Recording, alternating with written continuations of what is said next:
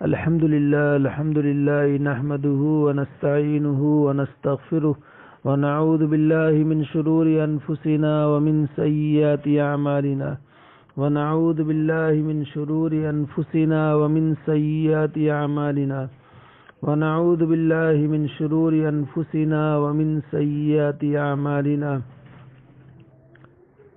من يهده الله فلا مضل له ومن يضلله فلا هادي له ونشهد أن لا إله إلا الله وحده لا شريك له ونشهد أن سيدنا ومولانا محمدا عبده ورسوله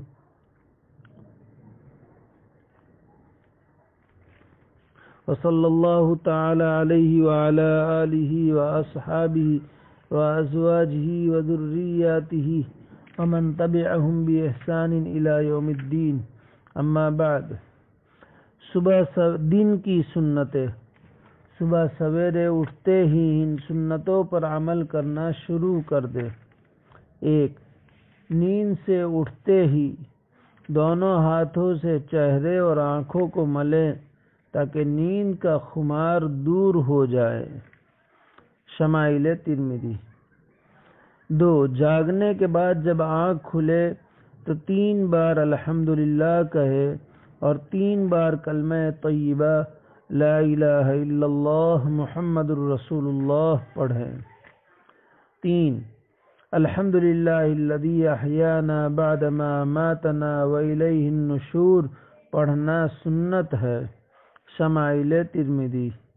ترجمہ: تمام تعریفیں اللہ ہی کے لیے ہیں جس نے ہمیں مار کر زندگی بخشی اور ہم کو اسی کی طرف اٹھ کر جانا ہے۔ جب بھی سو کر اٹھے تو مسواک کرنا چاہیے۔ ابو داؤد۔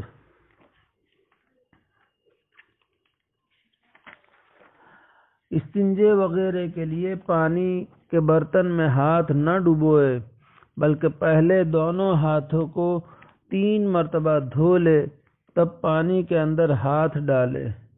ترمذی۔ اس کے بعد پھر رفع حاجت اور استنجے کے لیے جائے۔ اس کے بعد اگر غسل کی حاجت ہو تو غسل، ورنہ وضو یا بصورت بیماری تیمم کر کے نماز پڑھے۔ پھر مسجد میں اول وقت جا کر نماز باجماعت ادا کرے۔ گھر سے باہر جانے کی دعا۔ حضرت انس رضی اللہ تعالی عنہ سے روایت ہے کہ رسول اللہ صلی اللہ علیہ وسلم نے ارشاد فرمایا، جب کوئی آدمی اپنے گھر سے نکلے تو کہے بسم اللہ توکلت علی اللہ لا حول ولا قوة الا باللہ۔ ترجمہ: میں اللہ کا نام لے کر نکل رہا ہوں، اللہ ہی پر میرا بھروسہ ہے، کسی خیر کے حاصل کرنے یا کسی شر سے بچنے میں کامیابی اللہ ہی کے حکم سے ہو سکتی ہے۔ تو عالم غیب میں اس آدمی سے کہا جاتا ہے، یعنی فرشتے کہتے ہیں، اللہ کے بندے، تیرا یہ عرض کرنا تیرے لیے کافی ہے، تجھے پوری رہنمائی مل گئی اور تیری حفاظت کا فیصلہ ہو گیا اور شیطان مایوس و نامراد ہو کر اس سے دور ہو جاتا ہے۔ جامع ترمذی، سنن ابی داؤد، معارف الحدیث، حسن حسین۔ یہاں حضرت نے نقل نہیں کیا ہے، دیگر روایتوں میں صاف طور پر ہے کہ ایک شیطان دوسرے شیطان سے کہتا ہے کہ تیرا اس شخص پر کیسے زور چل سکتا ہے جس کو کفایت، ہدایت اور حفاظت مل گئی ہو۔ اور جب سنت فجر پڑھ کر اپنے گھر سے نماز فجر کے لیے نکلے تو اثناء راہ میں دعا پڑھے، اللہم اجعل فی قلبی نورا وفی بصری نورا وفی سمعی نورا وعن یمینی نورا وعن شمالی نورا وخلفی نورا ومن امامی نورا واجعل لی نورا وفی عصبی نورا وفی لحمی نورا وفی دمی نورا وفی شعری نورا وفی بشری نورا وفی لسانی نورا واجعل فی نفسی نورا وعاظم لی نورا واجعلنی نورا واجعل من فوقی نورا ومن تحتی نورا اللہم اعطنی نورا۔ سنن ابی داؤد، بخاری و مسلم عن ابن عباس حسن حسین۔ بڑی جامع دعا ہے، پڑھنا چاہیے یاد کر کے۔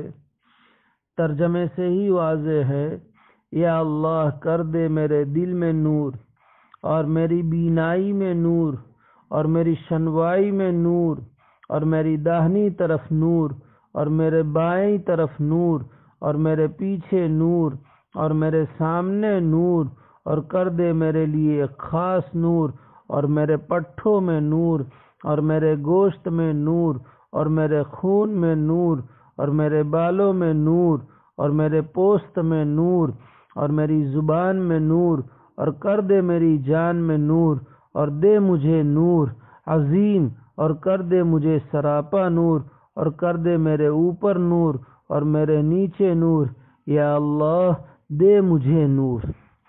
جسم کے تمام اعضاء کو سمیٹ لیا ہے، اور جب نور مل جائے گا تو وہاں ظلمت نام کی کوئی چیز نہ ہوگی، اور گناہ، ہر قسم کے گناہوں سے وہ محفوظ ہو جائے گا۔ اس لیے سب کو یہ پڑھنا چاہیے۔ عورتیں ہیں تو عورتیں جب مصلی پر کھڑی ہوں فرض پڑھنے کے لیے سنتوں کے بعد، تو اس صورت میں ان کو بھی یہ دعا پڑھ لینا چاہیے۔ اشراق کی نماز، اگر کوئی عذر شرعی نہ ہو تو فجر کی نماز سے فارغ ہو کر اشراق تک ذکر الہی میں مشغول رہے۔ اس میں اعلیٰ درجہ تو یہ ہے کہ اس مسجد میں جس جگہ فرض پڑے ہیں وہیں بیٹھے رہیں۔ اوسط درجہ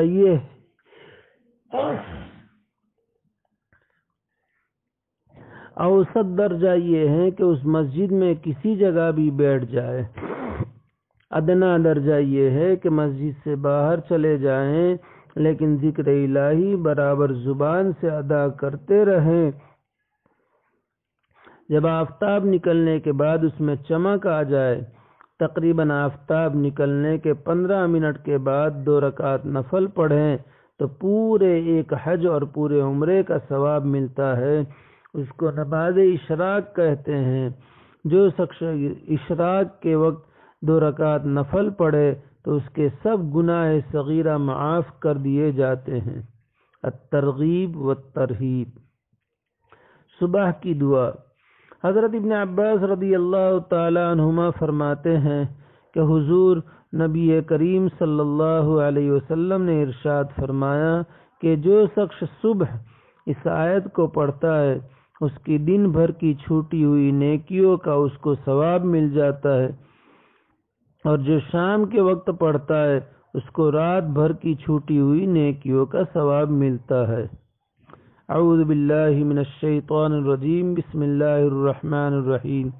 فسبحان اللہ حین تمسون وحین تصبحون وَلَهُ الْحَمْدُ فِي السَّمَاوَاتِ وَالْأَرْضِ وَعَشِيًّا وَحِينَ تُظْهِرُونَ يُخْرِجُ الْحَيَّ مِنَ الْمَيِّتِ وَيُخْرِجُ الْمَيِّتَ مِنَ الْحَيِّ وَيُحْيِي الْأَرْضَ بَعْدَ مَوْتِهَا وَكَذَلِكَ تُخْرَجُونَ۔ حسن حسین۔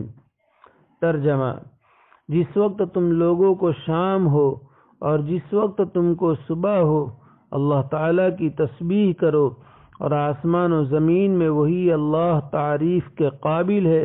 اور پھر تیسرے پہر اور جب تم لوگوں کو دوپہر ہو اللہ تعالیٰ کی تسبیح کرو، وہی زندے کو مردے سے نکالتا ہے اور وہی مردے کو زندہ سے نکالتا ہے، اور وہی زمین کو مرے پیچھے زندہ و شاداب کرتا ہے، اور اسی طرح تم لوگ مرے پیچھے زمین سے نکالے جاؤ گے۔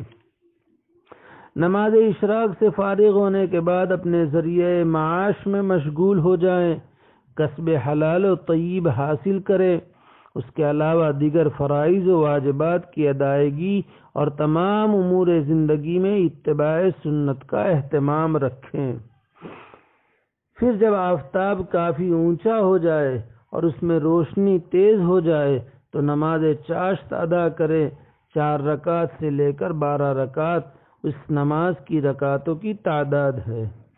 مسلم۔ حدیث شریف میں وارد ہے کہ چاشت کی صرف 4 رکعت پڑھنے سے بدن میں جو 360 جوڑ ہیں ان سب کا صدقہ ادا ہو جاتا ہے اور تمام صغیرہ گناہوں کی معافی ہو جاتی ہے۔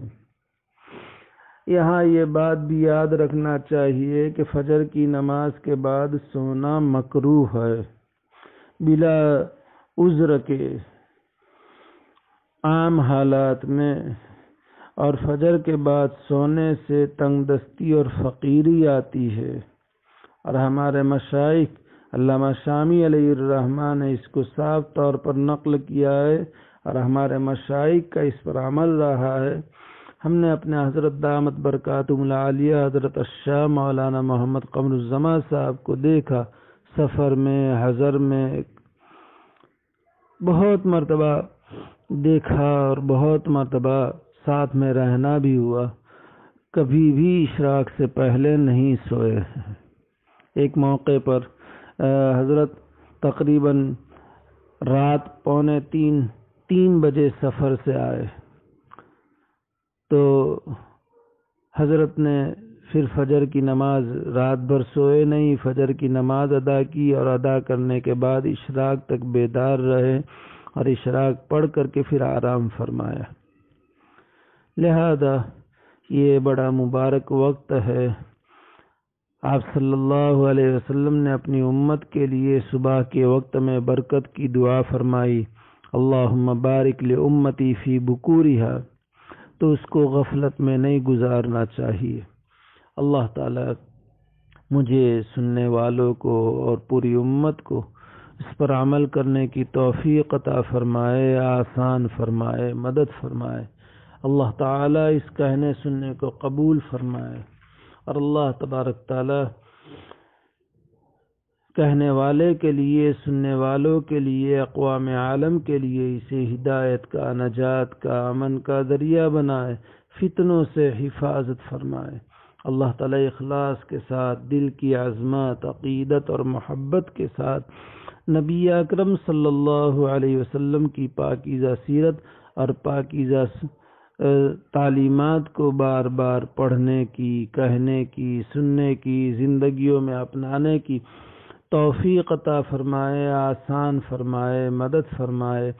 آمین یا رب العالمین بحرمت سید المرسلین صلی اللہ علیہ وسلم۔ وآخر دعوانا ان الحمد للہ رب العالمین۔ جزا اللہ عنا محمدا صلی اللہ علیہ وسلم ما هو آلہ۔ سبحان ربک رب العزت عما یصفون وسلام علی المرسلین والحمد للہ رب العالمین برحمتک یا ارحم الراحمین۔